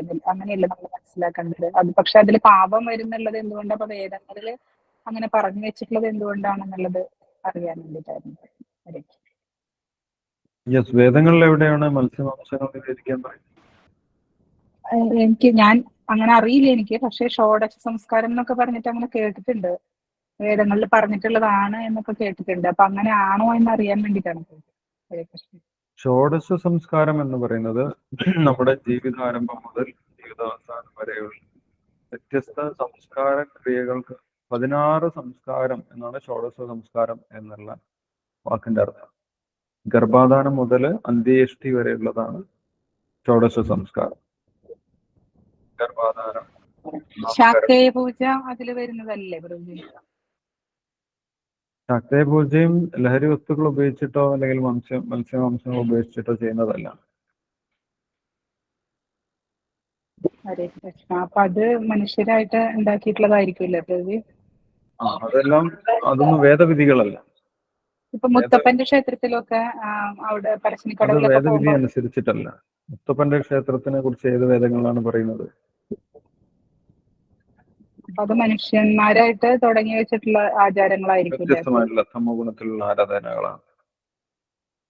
പക്ഷെ ഭഗവാൻ ഇവിടെ പറയുന്നത് ഭഗവാന്റെ ആരാധനയെ കുറിച്ചാണ്. ഭഗവാൻ നേരത്തെ തന്നെ പറഞ്ഞു, ത്രൈഗുണ്യ വിഷയാവേദ നിസ്ത്രൈഗുണ്യോ ഭവാൻ. വേദങ്ങൾ പറയുന്നത് ത്രിഗുണങ്ങളെ കുറിച്ചാണ്. ഈ ഭൗതിക ലോകത്ത് വ്യത്യസ്ത ആരാധനകൾ എങ്ങനെ ചെയ്യാം, അതാണ് വേദങ്ങളിൽ പറയുന്നത്. ഭഗവാൻ ഇവിടെ പറയുന്നത് എന്താണ്? ഭഗവാനെ എങ്ങനെ ആരാധിച്ച് ഈ ഭൗതിക പ്രകൃതിയിൽ നിന്ന് രക്ഷപ്പെട്ടു പോകാം, അതിനെക്കുറിച്ചാണ് ഭഗവാൻ പറയുന്നത്. മറ്റുള്ളവർക്ക് ചിലപ്പോൾ വേദങ്ങൾ പഠിച്ചാൽ പോലും ഭഗവാൻ എന്നുള്ള കൺസെപ്റ്റ് കിട്ടിക്കൊള്ളണമെന്നില്ല. അവര് വേദങ്ങളിൽ വ്യത്യസ്തമായിട്ടുള്ള യജ്ഞങ്ങൾ പറഞ്ഞിട്ടുണ്ട്. അതുകൊണ്ട് ആ യജ്ഞം ചെയ്യാം, ഈ യജ്ഞം ചെയ്യാം, ആ യജ്ഞം ചെയ്തു കഴിഞ്ഞാൽ ഇന്ന നേട്ടമുണ്ട്, ഈ യജ്ഞം ചെയ്തു കഴിഞ്ഞാൽ ഇന്ന നേട്ടമുണ്ട് എന്ന് പറഞ്ഞിട്ട് അവര് ഭഗവാനെ ഓർക്കാതെയാണ് ആ യജ്ഞങ്ങളൊക്കെ ചെയ്യുന്നത്. യാമിമാം പുഷ്പിതാം വാചം പ്രവതന്തി അവിഭജിത വേദവാദരഥാപാർത്ഥാനാന്യദസ്ഥിവാന കാമാത്മാന സ്വർഗപര ജന്മകർമ്മ ഫലപ്രദ പ്രിയാ വിശേഷ ബഹുല ഭോഗൈശ്വര്യഗതിയും പ്രതി. അവരെന്തിനാണ് വേദം പഠിച്ചത്? കാമാത്മാന, ഭൗതികമായിട്ടുള്ള ആഗ്രഹം വെച്ചിട്ടാണ് വേദങ്ങൾ പഠിച്ചത്. അല്ലാതെ ഈശ്വരനെ മനസ്സിലാക്കാനോ ഈശ്വരാരാധന ചെയ്യാനോ വേണ്ടിയിട്ടല്ല. അപ്പൊ അവർക്ക് എന്തുണ്ട്? അവർക്ക് വേദങ്ങളിൽ നിന്ന് കിട്ടുന്നത് അവരുടെ ആഗ്രഹം അനുസരിച്ചിട്ടാണ്. അതുകൊണ്ട് അവർക്ക് അതിനനുസരിച്ചിട്ടുള്ള യജ്ഞങ്ങൾ കിട്ടും. ആ യജ്ഞങ്ങൾ അവർ ചെയ്യും. അവർക്ക് എന്താണ് കിട്ടാൻ പോകുന്നത്? കാമാത്മാന സ്വർഗപരം ഏവം ത്രയീധർമ്മമനുപ്രപന്ന ഗതാഗതം കാമകാമാലബന്ധെ. ആ വേദങ്ങളിൽ പറഞ്ഞിട്ടുള്ള അങ്ങനെയുള്ള യജ്ഞങ്ങളൊക്കെ ചെയ്താലും അവർക്ക് എന്താണ് കിട്ടുന്നത്? ഗതാഗതം. ഈ ഭൗതിക ലോകത്തിൽ അങ്ങോട്ടും ഇങ്ങോട്ടും ഒക്കെ സഞ്ചരിക്കാം, വ്യത്യസ്ത ലോകങ്ങളിലേക്ക് സഞ്ചരിക്കാം. അത് മാത്രമേ അവർക്ക് അതുകൊണ്ട് കിട്ടുന്നുള്ളൂ എന്നും ഭഗവാൻ പറഞ്ഞു. അത് ബുദ്ധി പറഞ്ഞ ആളുകളാണ് അങ്ങനെ ചെയ്യുന്നത് എന്നും ഭഗവാൻ പറയുന്നുണ്ട്. അന്തവത്തു ഫലം തേഷാം തദ്ഭവത്യല്പമേധസ. അല്ലെ, അന്തവത്തു ഫലം തേഷാം. ഇതൊക്കെ ഈ ജന്മത്തോടു കൂടി നശിക്കുന്ന കാര്യങ്ങളാണ്. ഭഗവാൻ അങ്ങനെ താഴ്ന്ന തരം നേട്ടങ്ങൾക്ക് വേണ്ടിയിട്ടല്ല പറയുന്നത്. ഒരു ജീവാത്മാവിന്റെ ഏറ്റവും ഉന്നതമായിട്ടുള്ള നേട്ടത്തിനെ കുറിച്ചാണ് ഭഗവാൻ, ഒരിക്കലും നശിക്കാത്ത നേട്ടത്തിനെ കുറിച്ചാണ് ഭഗവാൻ പറയുന്നത്. അല്ലെ, പരമപുരുഷനായിട്ടുള്ള ഭഗവാൻ പറയുമ്പോൾ എന്തെങ്കിലും താഴ്ന്ന തരത്തിനെ കുറിച്ച് ഭഗവാൻ പറയും? ഇല്ല. ഭഗവാൻ ഏറ്റവും വലിയ നേട്ടത്തിനെ കുറിച്ചാണ് പറയുന്നത്. അപ്പൊ അത് ബുദ്ധിമാന്മാർ അത് സ്വീകരിക്കുമെന്നാണ് ഭഗവാൻ പറയുന്നത്. ബുധാ ഭാവസമന്വിത. ബുദ്ധിമാന്മാർ അത് സ്വീകരിച്ച് ആ ഭാവത്തിൽ അതെടുത്ത് ഭഗവാന്റെ ആരാധന ചെയ്യും. മറ്റുള്ളതെല്ലാം വേദങ്ങളിൽ പറഞ്ഞിട്ടുണ്ടാവും, വ്യത്യസ്ത ആരാധനകളൊക്കെ പറഞ്ഞിട്ടുണ്ട്. പക്ഷെ അതൊക്കെ ചെയ്താലും എന്താണ് ഗുണം, അതിന്റെ നേട്ടം എന്താണെന്നും ഭഗവാൻ ഇവിടെ പറഞ്ഞു തരുന്നത്. ഏവം ത്രയീധർമ്മ വനപ്രപന്ന ഗതാഗതം കാമകാമാനവന്നെ. ഈ ഭൗതിക പ്രപഞ്ചത്തിൽ സൃഷ്ടിച്ച് ചെയ്യാൻ മാത്രമേ അതൊക്കെ സഹായിക്കുന്നുള്ളൂ എന്നാണ് ഭഗവാൻ പറഞ്ഞത്. അതുകൊണ്ടാണ് അർജുനോട് അതിനുപരി വരണം, ത്രൈഗുണ്യ വിഷയാവേദ നിസ്ത്രൈഗുണ്യോ ഭവാർജുന എന്ന് ഭഗവാൻ പറഞ്ഞിട്ടുള്ളത്. ഹരേ കൃഷ്ണ പ്രഭുജി. ഭഗവാനെ ആരാധിക്കുന്ന കാര്യത്തിലും നിവേദിക്കുന്ന കാര്യത്തിലും സംശയമില്ല പ്രഭുജി. പക്ഷെ ഇത് ഇത്രയും പ്രചാരത്തിലായിട്ട് ആളുകൾ ചെയ്തുകൊണ്ടിരിക്കുന്നത്, അത് വേദത്തിൽ പറയുന്നത് അങ്ങനെയുള്ള ദോഷമായിട്ടുള്ള കാര്യങ്ങൾ എന്തുകൊണ്ട് അങ്ങനെ പറഞ്ഞു വെച്ചിരിക്കുന്നു എന്നുള്ള ഒരു സംശയം വന്നു പോയതാണ് പ്രഭു. അതുകൊണ്ട് ചോദിച്ചതാണ്. ഹരേ കൃഷ്ണ. പ്രചാരത്തിലായതുകൊണ്ട് നമ്മൾ നോക്കിയിട്ട് കാര്യമില്ല. കാരണം അതാണ് പ്രചാരത്തിലാവുക. ഭഗവാന്റെ ആരാധന വളരെ വിരളമായിരിക്കുമെന്ന് ഭഗവാൻ ഇവിടെ പറയുന്നത്. അല്ലെ, മനുഷ്യാണാം സഹസ്രേഷു കശ്ചിത് യഥസിദ്ധയെ യഥതാം അഭിസിദ്ധാനം കശ്ചിം മാം യത്തി തത്വത. ഈ ഭൗതിക ലോകത്തിൽ എല്ലാവരും സ്വന്തം ഇന്ദ്രിയ തൃപ്തിക്ക് വേണ്ടി പ്രവർത്തിക്കുന്നവരാണ്. അതിൽ ആത്മീയ കാര്യങ്ങൾ, ഭഗവാനെ കുറിച്ചുള്ള കാര്യങ്ങളൊക്കെ അറിയാൻ താല്പര്യമുള്ളവർ വളരെ കുറവാണ്. അങ്ങനെ ആത്മീയ താല്പര്യമുള്ളവരിൽ തന്നെ ആയിരക്കണക്കിന് പേരെടുത്താലും അവരും പല ആഗ്രഹങ്ങൾ വെച്ചിട്ടുള്ളവരായിരിക്കും. സിദ്ധി, അതേപോലെ അനുയായികള്, അല്ലെങ്കിൽ മോക്ഷം, ഇങ്ങനെ വ്യത്യസ്തമായിട്ടുള്ള നേട്ടങ്ങളായിരിക്കാം വിചാരിച്ചിട്ടുണ്ടാകും. പക്ഷെ പരമപുരുഷനായിട്ടുള്ള ഭഗവാനെ സാക്ഷാത്കരിക്കുന്ന വ്യക്തികൾ വളരെ റെയർ ആണെന്ന് ഭഗവത്ഗീത തന്നെ പറഞ്ഞിട്ടുണ്ട്. അപ്പൊ ഇത് പ്രചാരത്തിലായത് എന്തായിരിക്കും? അതിന്റെ വിപരീതമായിരിക്കും. ഹരേ കൃഷ്ണ. അതായത് നമ്മൾ പരമദിവ്യാത്മപുരുഷനായിട്ടുള്ള ഭഗവാനെ ആരാധിക്കുകയും പ്രാർത്ഥിക്കുകയും ചെയ്യുമ്പോൾ, ഭഗവാനെ ആശ്രയിക്കുകയും ചെയ്യുമ്പോൾ നമുക്ക് എല്ലാ ഭൗതികമായിട്ടുള്ള കാര്യങ്ങളിലും നമുക്ക് ഉയർച്ച ഉണ്ടാവും എന്ന് തന്നെയാണ് ഭഗവാൻ പറയുന്നത്. അപ്പൊ അത്രയും പരമസത്യമായിട്ടുള്ള ഒരു കാര്യം വേദത്തില് പഠിക്കാനുള്ള അവസരം ഉള്ളപ്പോ ആളുകൾ എന്തുകൊണ്ടാണ് വഴിതെറ്റിപ്പോ, അതായത് കൂടുതൽ വളരെ കുറച്ച് പേര് മാത്രമേ ഇത് അറിയുന്നു എന്ന് പറയുന്നത് ആ രഹസ്യമായ ജ്ഞാനമാണെന്ന് പ്രഭുജി പറയാറുണ്ട്. അതുകൊണ്ട് തന്നെയാണെന്ന് മനസ്സിലാക്കാം അല്ലെ പ്രഭുജി? ഹരേ കൃഷ്ണ. വേദങ്ങളിൽ നേരിട്ട് ഭഗവാനെ കുറിച്ച് പറയുന്നത് വളരെ വിരളമാണ്. വേദേഷു ദുർലഭം. കാരണം എന്താണ്? ഈ ഭൗതിക ലോകത്തിൽ ജീവാത്മാക്കൾ വന്നിട്ടുള്ളത് ഭഗവാന്റെ ആരാധനയ്ക്ക് വേണ്ടിയിട്ട് അല്ല. ഇവിടെ ജീവാത്മാക്കൾ എന്തിനു വേണ്ടിയിട്ടാണ് വന്നത്? ഭഗവാനെ മറന്ന് ആസ്വദിക്കണം. ഭഗവാനെ മറന്ന് ഭഗവാനെ പോലെ ആസ്വദിക്കണം. അപ്പൊ വീണ്ടും ഭഗവാന്റെ ആരാധന നിങ്ങൾ ചെയ്യണമെന്ന് പെട്ടെന്ന് അവരോട് പറഞ്ഞു കഴിഞ്ഞാൽ അത് അവരുടെ സ്വാതന്ത്ര്യത്തിനുള്ള ഒരു വിലക്കാണ്. അപ്പൊ അതുകൊണ്ട് അവർക്ക് എങ്ങനെ ഭൗതികമായിട്ട് ഇവിടെ ആസ്വദിക്കാം എന്നതിനെ കുറിച്ച് വേദങ്ങളുടെ കർമ്മകാണ്ഡത്തിൽ വിവരിക്കുന്നുണ്ട്. പക്ഷെ അത് യഥാർത്ഥ ആസ്വാദനമല്ല എന്ന് പിന്നീട് അവർക്ക് ബോധ്യപ്പെടുമ്പോഴാണ് ജ്ഞാനകാണ്ഡത്തിലേക്കും അവസാനം ഉപാസനകാണ്ഡത്തിലേക്കും അവരെത്തുന്നത്. അതൊരുപാട് ജന്മത്തിലൂടെയാണ് എത്തുന്നത് എന്ന് പറയുന്നത്. അപ്പൊ വേദങ്ങളിൽ നിർദ്ദേശിക്കുന്നത് ഈ ഭൗതിക ലോകത്തെ എങ്ങനെ മുന്നോട്ട് പോകണം എന്നുള്ളതിനെ കുറിച്ചാണ്. ഹരേ കൃഷ്ണ പ്രഭു. ഇപ്പൊ ക്ലിയർ ആയി. ആ ഒരു സംശയം തന്നെയായിരുന്നു, ഇത് എന്താണ് കാരണം എന്നുള്ളതായിരുന്നു സംശയം. ഹരേ കൃഷ്ണ. അത് ജീവാത്മാവിന്റെ ഉദ്ദേശമാണ്. ജീവാത്മാവിന്റെ ഉദ്ദേശം ഇവിടെ ഈ ഭഗവാനെ ആരാധിക്കാൻ വേണ്ടിയിട്ടല്ല അവർ ഭൗതിക ലോകത്തിലേക്ക് വന്നത്. അവര് സ്വന്തം ഇന്ദ്രിയ തൃപ്തികൾക്ക് വേണ്ടിയിട്ടാണ് വന്നത്. അതുകൊണ്ടാണ് വേദങ്ങളിൽ അതിനുള്ള മാർഗങ്ങൾ പറഞ്ഞു കൊടുക്കുന്നത്. ഹരേ കൃഷ്ണ. മറ്റൊരു സംശയം കൂടി ഉള്ളത് പ്രഭുജി, നമ്മൾ പല പൂവുകള്, ചില പൂക്കളൊന്നും ഭഗവാന് അർച്ചിക്കില്ല. അപ്പം തുളസി ശിവഭഗവാന് പാടില്ല പറയും. അതുപോലെ തന്നെ ഭഗവാന് നമ്മളെല്ലാം തുളസി ചെയ്തിട്ടാണ്, തുളസി പൂവ് വെച്ചിട്ടാണ് ആരാധിക്കുകയൊക്കെ ചെയ്യുന്നത്. പക്ഷെ ചില പൂവുകള് നമ്മൾ ഭഗവാനെ ആരാധിക്കാൻ പാടില്ല എന്ന് കേട്ടിട്ടുണ്ട്. പക്ഷെ ഭഗവാനിക്ക് ഇവിടെ ഏത് ഫലമായാലും ഏത് പുഷ്പമായാലും കുഴപ്പമില്ല എന്നുള്ള രീതിയിലാണല്ലോ ഭഗവാൻ പറഞ്ഞിട്ടുള്ളത്. ഭഗവാൻ അതിനൊരു ബൈഫർക്കേഷൻ ഒന്നും പറഞ്ഞിട്ടില്ല. പക്ഷെ എന്നിട്ടും ചില പൂക്കള് ഭഗവാനെ പൂജിക്കാൻ പാടില്ല എന്ന് കേട്ടിട്ടുണ്ട്. അതെന്തുകൊണ്ടായിരിക്കും പ്രഭുജി? യെസ്. അപ്പൊ അതിന്റെ ഡീറ്റെയിൽ ഭഗവാൻ ഇവിടെ വളരെ ചുരുക്കി മാത്രമേ പറഞ്ഞിട്ടുള്ളൂ. നമ്മൾ കാര്യങ്ങൾ മനസ്സിലാക്കേണ്ടത് ഹരി ഗുരു വൈഷ്ണവ ഭഗവത്ഗീത. ഹരി ഭഗവാൻ പറഞ്ഞിട്ടുള്ളത്, ഗുരുവിൽ നിന്ന്, മറ്റു ഭക്തന്മാരിൽ നിന്ന്, ഗുരു വൈഷ്ണവ ഭാഗവതഗീത, ഭാഗവതം, ഭഗവത്ഗീത തുടങ്ങിയ ശാസ്ത്രങ്ങളിൽ പറഞ്ഞിട്ടുള്ള കാര്യങ്ങൾ. ഇങ്ങനെ വ്യത്യസ്തമായിട്ടുള്ള അതോറിറ്റീസ് നമ്മൾക്കുണ്ട്. അവരിൽ നിന്ന് കേൾക്കുമ്പോഴാണ് നമുക്ക് ഡീറ്റെയിൽ മനസ്സിലാവുന്നത്. പുഷ്പങ്ങളിൽ ഭഗവാൻ ഇഷ്ടം നല്ല ഗന്ധമുള്ള, നല്ല സുഗന്ധമുള്ള പുഷ്പങ്ങളാണ്. അങ്ങനെയുള്ള സുഗന്ധമുള്ള പുഷ്പങ്ങളാണ് നമ്മൾ ഭഗവാന് സമർപ്പിക്കേണ്ടത്. സുഗന്ധമില്ലാത്ത പുഷ്പങ്ങളുണ്ട്. ചിലപ്പോൾ ചില പുഷ്പങ്ങൾ മോശം ഗന്ധമുള്ളതുണ്ട്. അതൊന്നും നമ്മൾ ഭഗവാന് സമർപ്പിക്കാൻ പാടില്ല. ഗന്ധമില്ലാത്ത പുഷ്പങ്ങളും നമ്മൾ ഭഗവാന് സമർപ്പിക്കാറില്ല. സുഗന്ധമുള്ള പുഷ്പങ്ങളാണ് നമ്മൾ ഭഗവാന് സമർപ്പിക്കാറ്. ഹരേ കൃഷ്ണ. ഇപ്പൊ ചെമ്പരത്തിപ്പൂവ് ഭഗവാനെ സമർപ്പിക്കാൻ പാടില്ല എന്ന് കേട്ടിട്ടുണ്ട്. പക്ഷെ അതേ പൂവ് തന്നെ നമ്മള് മറ്റേ ഭീഷ്മ പഞ്ചകത്തില് ഒരു ദിവസം ചെമ്പരത്തിപ്പൂ കൊണ്ട് തന്നെ ഭഗവാന് ചെയ്യണം എന്നും അങ്ങനെയും പറഞ്ഞിട്ടുണ്ട്. അപ്പം അത് അങ്ങനെ എവിടെയെങ്കിലും ഉള്ളതാണ്? ചെമ്പരത്തിപ്പൂവ് ഭഗവാന് സമർപ്പിക്കാൻ പാടില്ല എന്നാണ് ആചാര്യന്മാരിൽ നിന്ന് നമ്മൾ മനസ്സിലാക്കുന്നത്. കാരണം അത് സുഗന്ധമുള്ള പുഷ്പമല്ല. ഭീഷ്മ പഞ്ചകത്തിന്റെ സമയത്ത്, ആ ആരാധനയുടെ സമയത്ത് ഒരു ദിവസം ചെമ്പരത്തിപ്പൂ വെച്ചിട്ട് ഭഗവാനെ ആരാധിക്കണം, അല്ലെങ്കിൽ മാല കെട്ടണം എന്നൊക്കെ അങ്ങനെയും പറഞ്ഞിട്ടുണ്ടായിരുന്നു ആ വ്രതം എടുക്കുന്ന ഒരു സമയത്ത്. അത് പ്രത്യേകിച്ച് എന്തെങ്കിലും ഒരു കാരണം ആയിരിക്കില്ല? ചെമ്പരത്തിപ്പൂ സാധാരണഗതിയിൽ ഭഗവാന് സമർപ്പിക്കാറില്ല. സാധാരണ ഒരവസരത്തിൽ സമർപ്പിക്കാറില്ല. ഹരേ കൃഷ്ണ.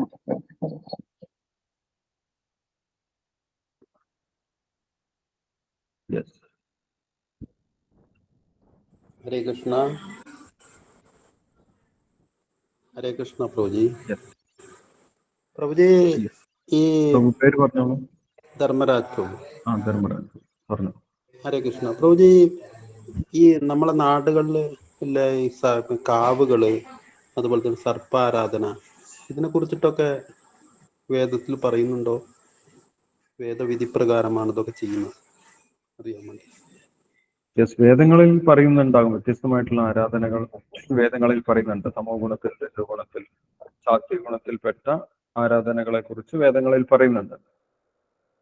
അല്ല, അതാണ് ഭഗവാൻ പറഞ്ഞത് ത്രൈഗുണ്യ വിഷയ വേദ. 3 ഗുണത്തിൽപ്പെട്ട ആരാധനകളെ കുറിച്ചും വേദങ്ങളിൽ പറയുന്നുണ്ട്. വേദം എന്ന് പറഞ്ഞു കഴിഞ്ഞാൽ നോളജാണ്. അപ്പം ഒരു തരത്തിൽപ്പെട്ട ആരാധനയെ കുറിച്ച് മാത്രമല്ല, വ്യത്യസ്ത രീതികളിലുള്ള ആരാധനകളെ കുറിച്ച് വേദങ്ങളിൽ പറയുന്നുണ്ട്. പക്ഷെ അതിന്റെയൊക്കെ റിസൾട്ട് എന്താണെന്ന് ഭഗവാൻ ഇവിടെ പറഞ്ഞു തരുന്നത്. തമോ ഗുണത്തിലുള്ള ആരാധന ചെയ്യുന്നവര് അങ്ങനെയുള്ള ആ ഒരു ലോകത്തിലേക്കാണ് എത്തിച്ചേരുന്നത് അടുത്ത ജന്മത്തിൽ എന്നാണ് ഇവിടെ പറയുന്നത്. നേരത്തെ നമ്മൾ വായിച്ചു. എന്താണ്? യാന്തി ദേവവ്രതാ ദേവാൻ പിതൃൻ യാന്തി പിതൃവ്രതാഹ ഭൂതാനി യാന്തി ഭൂതേജോ യാന്തി മധ്യാജി ലോകം. ഏത് ദേവനെയാണ് നമ്മൾ ആരാധിക്കുന്നത് ആ ദേവന്റെ അടുത്തേക്കും, പിതൃക്കളെ ആരാധിക്കുന്നവർ പിതൃക്കളുടെ അടുത്തേക്കും, ഭൂതപ്രേതങ്ങളെ ആരാധിക്കുന്നവർ അവരുടെ അടുത്തേക്കാണ് പോകുന്നത്. അപ്പൊ അത് വേദങ്ങളിൽ നിർദ്ദേശിക്കുന്നുണ്ടെങ്കിൽ പോലും നമ്മുടെ ഗതി എന്തായിരിക്കും? വ്യത്യസ്തമായിരിക്കും എന്നാണ് പറയുന്നത്. ഹരേ കൃഷ്ണ. Thank you. ഹരേ കൃഷ്ണ.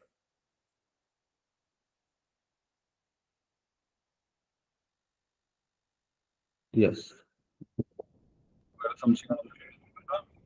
ശ്ലോകം ചൊല്ലാം. ആരാണ് ചൊല്ലുന്നത്?